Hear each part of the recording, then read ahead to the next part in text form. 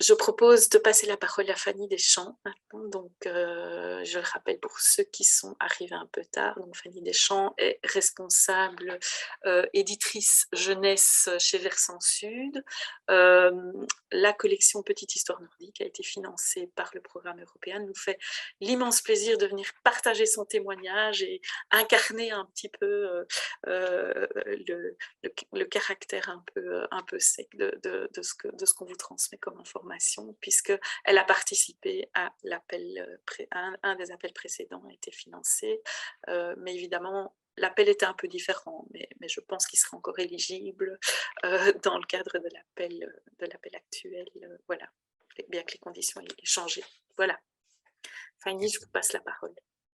Oui, ben, merci beaucoup Nathalie. Voilà, oui, ben, ça va être l'occasion effectivement d'illustrer tout ça avec un cas très concret. Alors, pour un peu expliquer, je vais quand même baliser un petit peu le contexte dans lequel on a développé ce projet.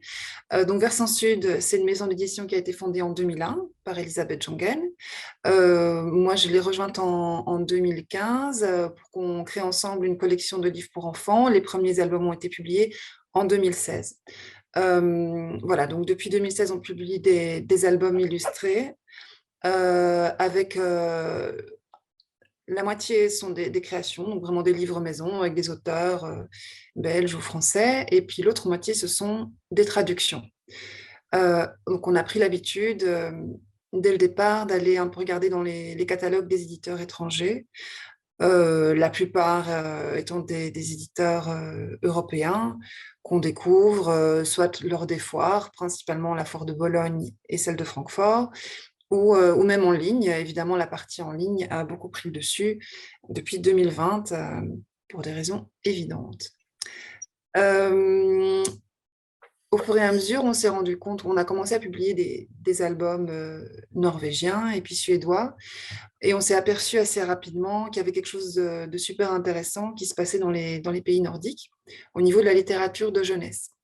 Euh, on a repéré qu'il y avait pas mal d'illustratrices et d'illustrateurs émergents qui faisaient des choses très intéressantes, assez novatrices, avec une façon de s'adresser aux enfants, elle est assez directe, et sincère. Et on aimait bien le ton de leurs histoires et puis des lignes graphiques aussi assez libres par rapport à d'autres choses qu'on pouvait trouver ailleurs.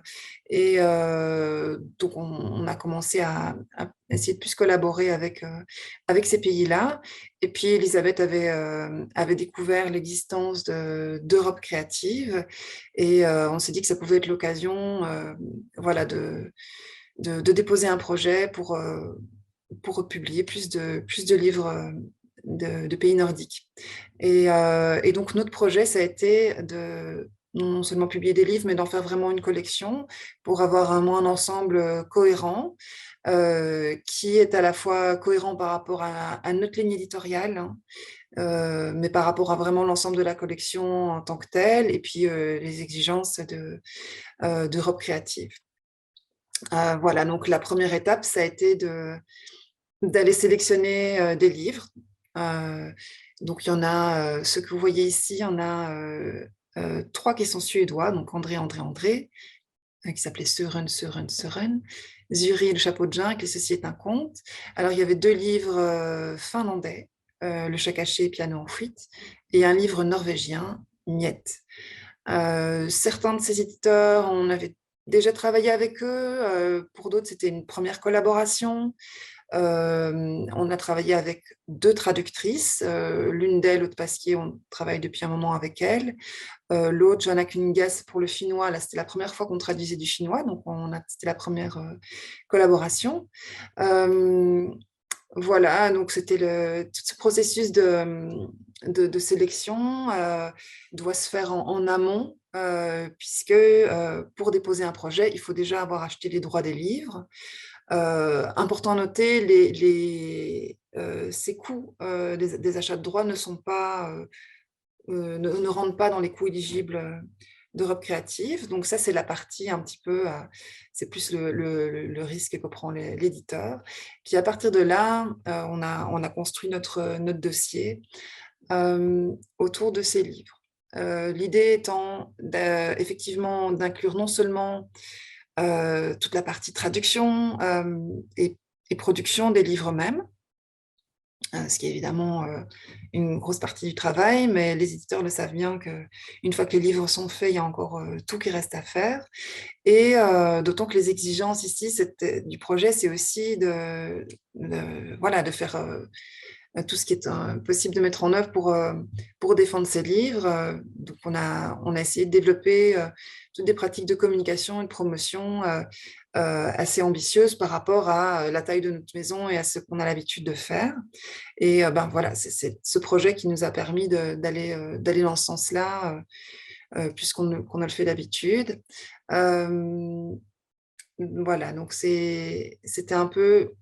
Quand on crée un dossier tel que celui-ci, il s'agit vraiment d'être rigoureux, d'essayer d'imaginer tout ce qu'on peut mettre en place. Il faut vraiment créer des budgets de façon précise et réaliste, essayer de penser vraiment à tous les postes et voilà, et essayer de développer cette partie communication qui est effectivement super importante, puisque le but, c'est pas juste de faire ces livres, mais qui circulent, qui soient lus un maximum, qui soient découverts.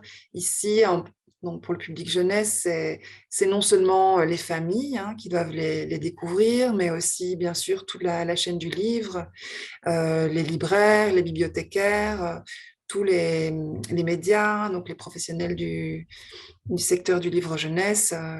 Donc voilà, c'est fait vraiment différents publics auxquels il faut s'adresser de façon différente. Et on a notamment particulièrement développé l'aspect numérique, ce qui a été vraiment super important puisque c'est notre projet, on l'a développé dans la suite de la crise du Covid. Et puis, donc, il a fallu s'adapter pour pouvoir défendre les livres malgré un contexte qui empêchait la tenue de pas mal d'événements. Donc, le présentiel étant empêché, il a fallu toucher les gens autrement. Voilà, donc on a beaucoup axé sur les réseaux sociaux, par lesquels on a pas mal de contacts en fait directement avec le public et les professionnels, donc ça c'est assez chouette. On a créé notamment des petites vidéos en fait de ces livres. Donc chaque livre a son petit teaser animé, donc ça c'était très chouette parce que comme c'est très visuel, ça permet de mettre les livres en valeur d'une autre manière. Et puis voilà, c'est toujours très chouette pour les réseaux sociaux d'avoir ce type de contenu à partager qui font réagir. C'était chouette parce que pour les auteurs et illustrateurs des livres, eux qui ont déjà publié leurs livres déjà auparavant, ben, ça leur fait une remise en avant en fait de leur travail. Ils avaient l'air assez contents en fait de voir leur livre animé comme ça. C'était très chouette. Voilà, donc vraiment cette partie communication numérique, ça c'est quelque chose qu'il faut développer. C'est quelque chose qui s'entretient vraiment au quotidien. Hein. C'est pas de temps en temps faire un post, c'est quelque chose de continu tout au long du projet où on met en avant vraiment les différentes étapes du livre. Où on parle également de la préparation des ouvrages et puis on parle d'eux avant qu'ils sortent, pendant leur sortie, encore après. Voilà, c'est vraiment du long terme. Ce qu'on a fait aussi pour les soutenir, c'est qu'on a imprimé certains supports papier qui étaient destinés à être distribués principalement en librairie, mais également lors de foires. Maintenant, elles ont été moins nombreuses que prévu, mais à la foire de Montreuil, ça a été l'occasion de parler de la collection et aussi lors d'événements qu'on a organisés, rencontres professionnelles ou grand public qui ont été l'occasion de mettre en avant la collection.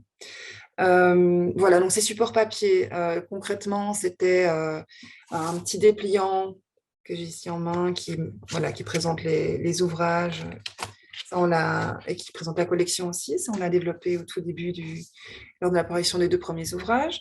C'est aussi dans notre catalogue qu'on publie chaque année. Voilà, on y a consacré plusieurs pages à la collection, présenter la collection elle-même à nouveau et chaque ouvrage.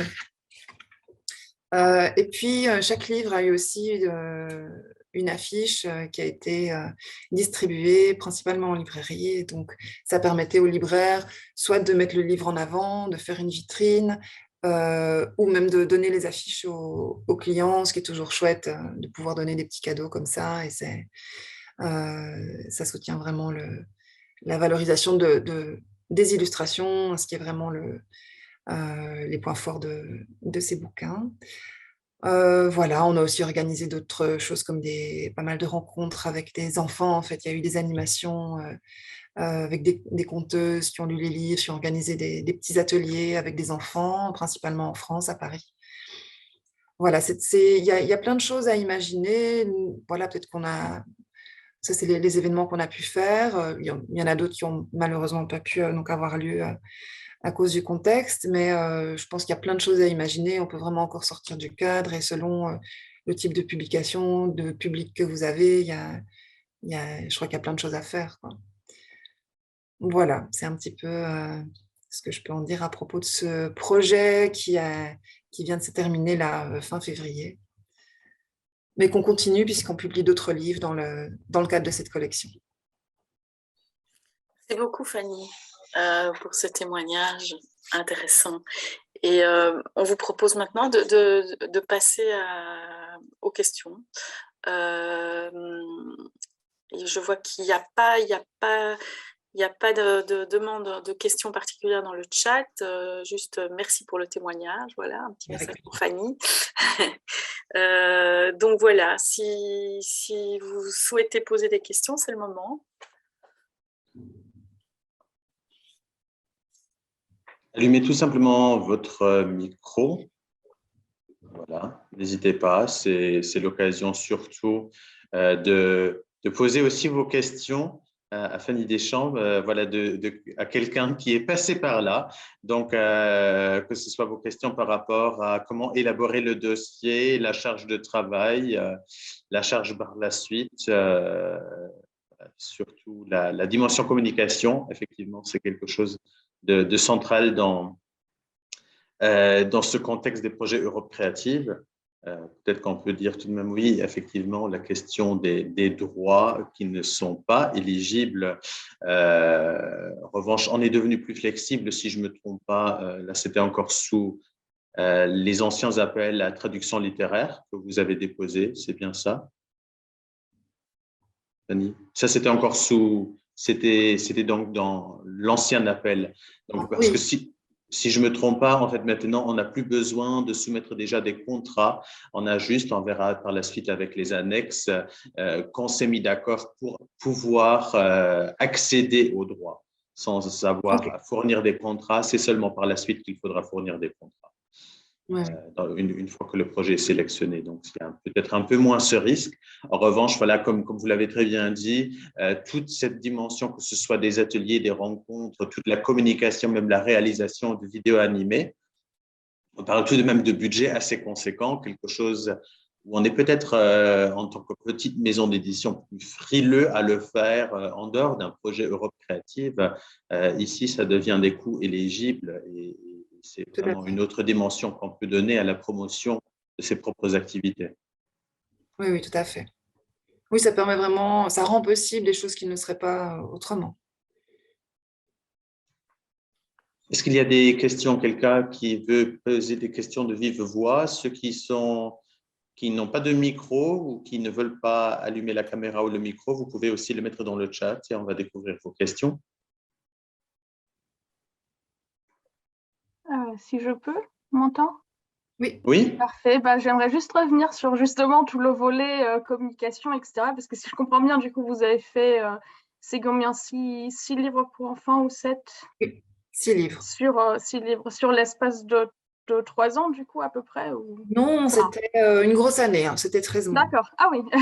Et c'est à peu près, nous on publie en moyenne 12 livres par an, donc c'était la moitié de nos publications sur non. D'accord. Et du coup, il y a je me demande un petit peu dans quel détail est-ce que tout le volet, justement, communication, événements, etc., dans quel détail est-ce qu'il faut savoir exactement ce qu'on va faire en avance, vu qu'évidemment, du coup, vous avez dû improviser aussi avec le Covid, etc. Comment Oui. ça se passe sur Alors, ce qui se passe, c'est que donc il faut vraiment effectivement essayer de baliser un maximum avec des devis. Il faut évaluer effectivement les coûts, avoir une idée de ce qu'on veut faire. Par exemple, effectivement, on savait qu'on voulait faire des vidéos, on avait déjà budgété tout ça. Il faut budgéter aussi les heures de travail. C'est pas toujours évident de savoir à l'avance combien de temps ça va prendre, hein, évidemment. Il faut essayer d'être le plus complet possible et précis. Voilà, et savoir se baser sur effectivement du concret pour que ça corresponde le plus possible à la réalité. Forcément, il y a des choses qui vont bouger, notamment les événements. Alors, on en a discuté avec le bureau d'Europe Créative, notamment quand il y a eu une annulation de foire, pour voir si on pouvait utiliser ce budget-là pour autre chose. Par exemple, le dépliant que je vous ai montré, c'était un budget qui était lié à la foire du livre, c'était pas possible. Donc, on a fait ce dépliant, on a envoyé à, par exemple, des bibliothécaires qui seraient venus à la foire du livre. Voilà, on a fait tous des envois pour pouvoir communiquer. On a trouvé des choses comme ça. Mais c'est vrai que quand il y a un gros changement au niveau du budget, là on doit faire un amendement et se mettre d'accord avec le bureau. Voilà, et donc il faut essayer. Forcément, il y a des choses qui vont bouger, mais je pense que dans l'ensemble, en fait, c'est resté assez proche de ce qu'on avait prévu.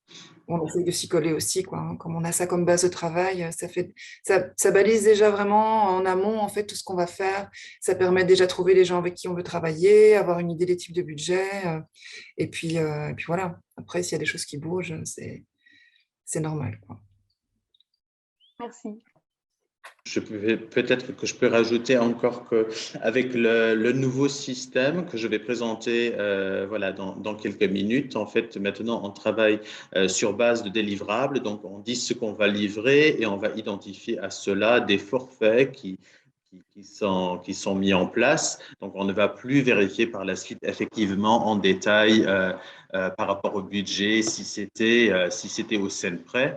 En revanche, voilà, la plus importante chose, c'est de faire ce qu'on avait promis de faire. Mais c'est maintenant un reporting en continu pendant toute la durée via tout simplement un portail en ligne. Et s'il y a des changements, comme vous l'avez dit, il y a cette flexibilité. On a toujours un project officer, donc de l'agence exécutive, qui est en charge de votre projet si vous êtes sélectionné. Ça se fait vraiment en dialogue. Et avec le nouveau système, voilà, le nouveau portail, c'est encore plus flexible. On est vraiment dans ce dialogue. S'il y a des changements qui arrivent toujours, vous le savez tous, de par la pratique, voilà, les événements, il y a toujours des imprévus et c'est tout à fait faisable. Donc, ce n'est pas du tout à considérer comme un obstacle, mais plutôt, comme vous l'avez dit, je pense que c'est vraiment ça, une fois, sans réinventer le monde, parce que les choses sont très concrètes que vous avez faites pour le projet, pour la promotion. Elles sont très concrètes. Il ne s'agit pas de réinventer le monde, mais vraiment, une fois de le mettre en tant que petite stratégie sur papier et essayer de se tenir à cela au plus près possible. Mm-hmm. Est-ce qu'il y a encore des questions? Oui, si je peux intervenir. Oui. Bonjour à tout le monde. Voilà, ma question est la suivante. J'aurais voulu demander à Fanny Deschamps quelle est en réalité une estimation de la charge de travail que cela impose, sachant, bon, moi je fais partie d'une petite maison d'édition et on a déjà des charges administratives qui sont très importantes. Donc, ça vient s'ajouter à ce surcroît de travail et j'aurais voulu savoir concrètement à quoi on doit s'attendre si on se lance dans un projet pareil. Ouais. Alors, il y a certainement une charge de travail supplémentaire au niveau administratif. Maintenant, je sais que par rapport au projet que nous, on a déposé, il y a eu des changements, il y a une simplification. Ça, on en a discuté justement avec notre responsable de projet. Donc, il y a une charge de travail. Moi, ce que je pense qui est important, c'est de budgéter tout ça aussi. puisque les heures de travail sont budgétées. Donc, je pense que ça peut permettre aussi de consacrer plus d'heures à ce projet-là. Donc, que ce soit par exemple le dossier en tant que tel, là, je pense qu'il est assez similaire à celui que j'avais déposé. Donc, effectivement, pour le faire correctement, ça prend du temps parce qu'il ne suffit pas juste de remplir en fait les cases, il faut y réfléchir à chaque fois.